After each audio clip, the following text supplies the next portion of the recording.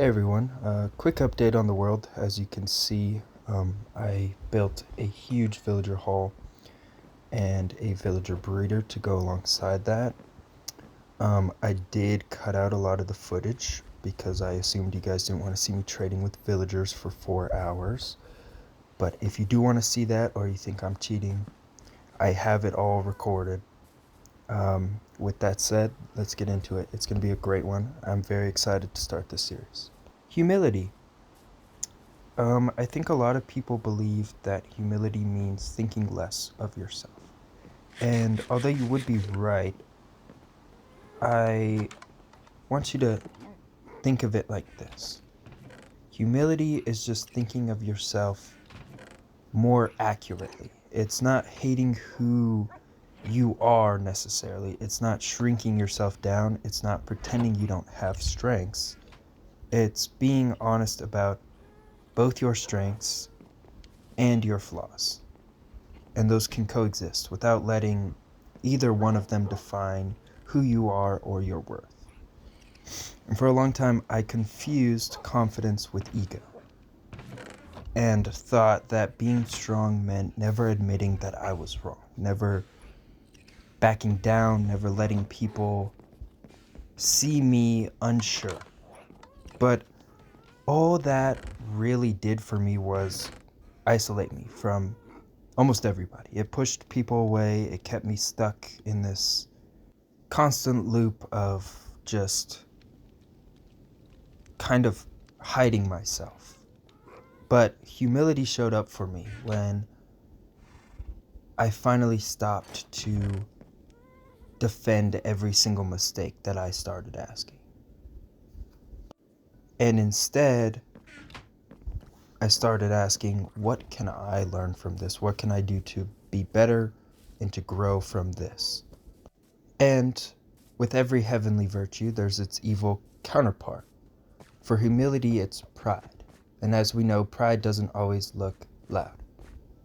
Sometimes it'll look like refusing to help, cutting people off instead of communicating, pretending that you don't care when you actually do, and sort of protecting your image instead of your relationships.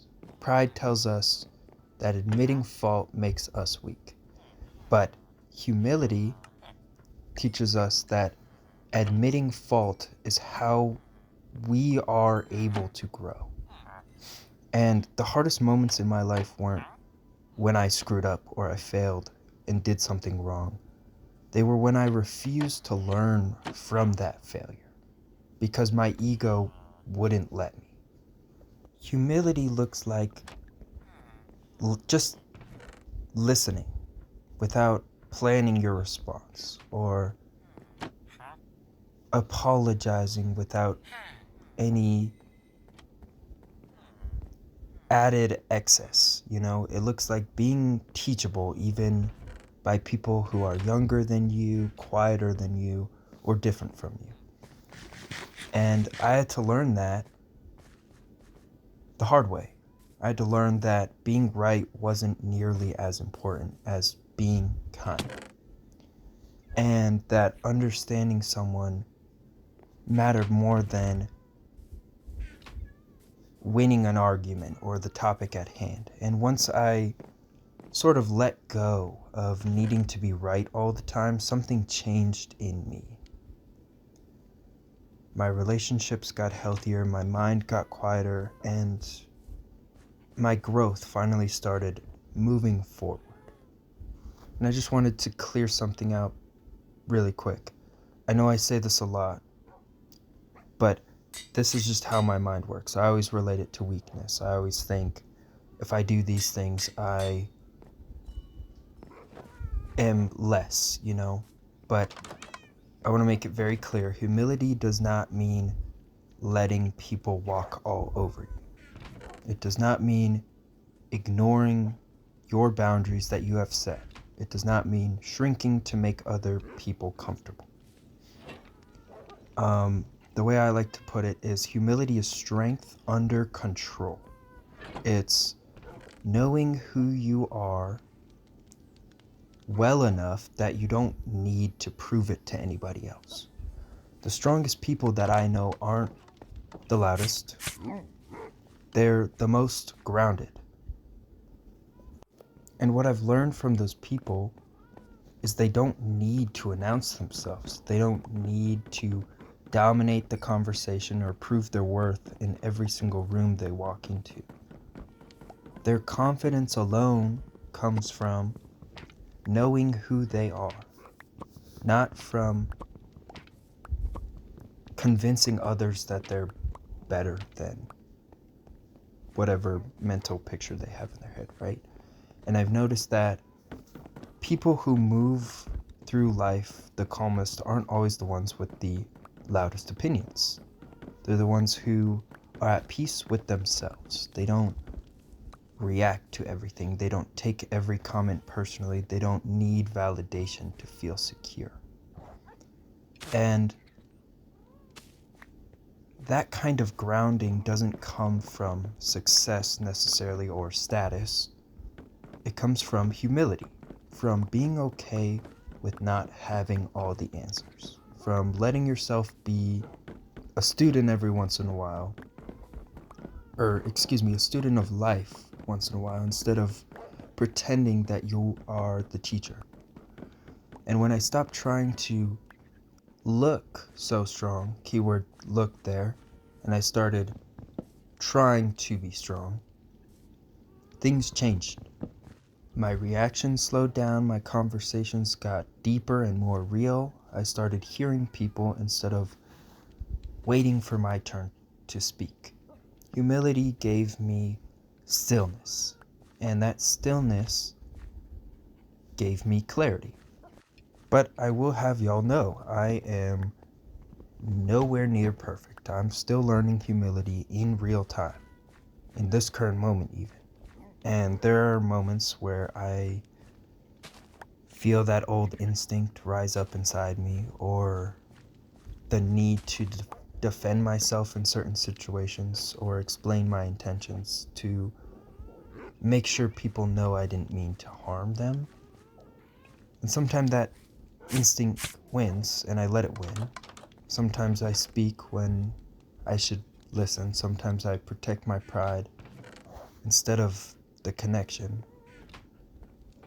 But now I can pick it out and I can notice it. I can notice when my ego wants control instead of understanding. I notice when I'm more focused on being seen a certain way than actually being present. And that awareness alone has changed me more than any big motivational speech ever could. Humility has taught me to take a step back and ask myself, is this about being right or about being better? And more often than not, the answer surprises me. And I've had to accept that growth doesn't come from constantly trying to prove yourself. It comes from being honest with yourself, from admitting that you still have work to do, from letting go of that version of you that always needed to win. And the more I choose humility, the lighter life feels. Less pressure, less noise, more clarity, there's that word again, more peace. I'm not there yet. Again, I'd like to make that very clear. I'm not perfect, but I'm closer than I was yesterday, and that's what matters. Humility isn't just a mindset that you unlock once and are able to keep forever. It's a daily decision, and some days you'll choose it without even thinking about it. Other days it'll feel like you're fighting this battle against yourself, and you'll want to react, you'll want to defend, you'll want to be understood more than you want to understand. Humility shows up in those moments. in choosing to respond instead of react, in admitting that you don't have it all figured out or you don't have the control, in letting go of the need to control how other people see you. And I've learned that humility doesn't make life necessarily easier, but it does help. It'll make it clearer, if that makes sense. It strips away the noise of ego and leaves you with what actually matters: your character, your relationships, and the person that you're becoming when nobody else is around or watching.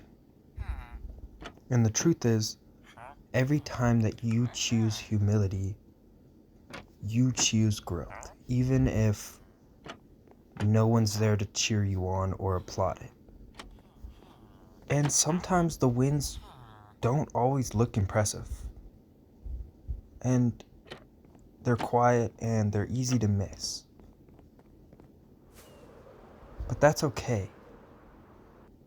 It's biting your tongue when you normally wouldn't. It's apologizing first. It's walking away instead of escalating the situation. Those are small victories, but they still count for something. They're proof that you are changing, even if nobody else can recognize it yet. And over time, those small moments will stack up, and they will shape who you are and your character. They become sort of the foundation for bigger growth. And you don't need a standing ovation. You just need to keep choosing better than yesterday or the day before. Humility isn't something you can really master, but you can practice it.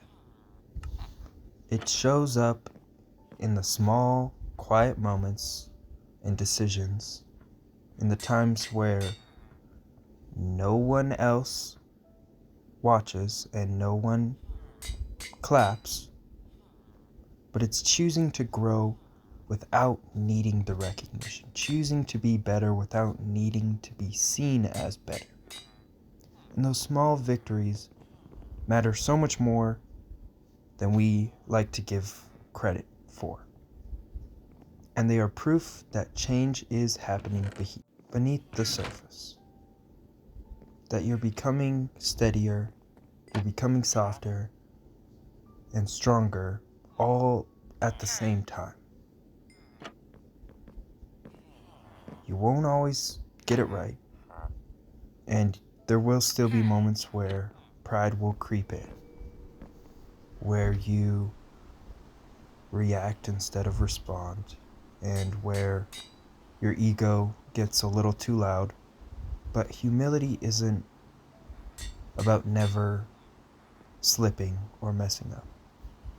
It's about being able to notice and learn and choose again.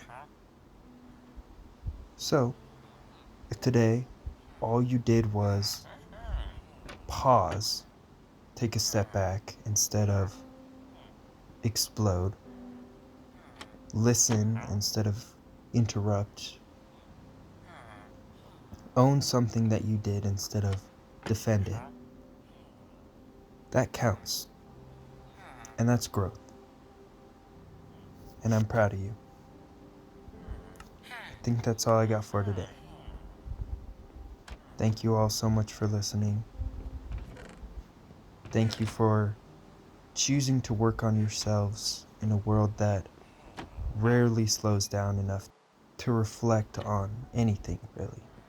And real quick, if there's anything I want you to take away from this video, I want you to remember this. Growth doesn't always feel powerful in the moment. Most of the time it feels uncomfortable and unnoticed. It feels like choosing restraint when your ego wants to speak, choosing patience when you want the control, choosing humility when pride feels safer. But those are the moments that actually shape you. Years from now, you won't remember the arguments that you won. You'll remember the ones you chose to walk away from. You won't remember how loud you were. You'll remember the times you stayed grounded when life tried to pull you off balance. So keep choosing the small unseen wins. Keep choosing character over image. Keep choosing growth, even when it's slow and it's messy and it's imperfect. Because becoming someone that you can respect is a long game. And you're already playing it. Thank you all so much. Stay rolling.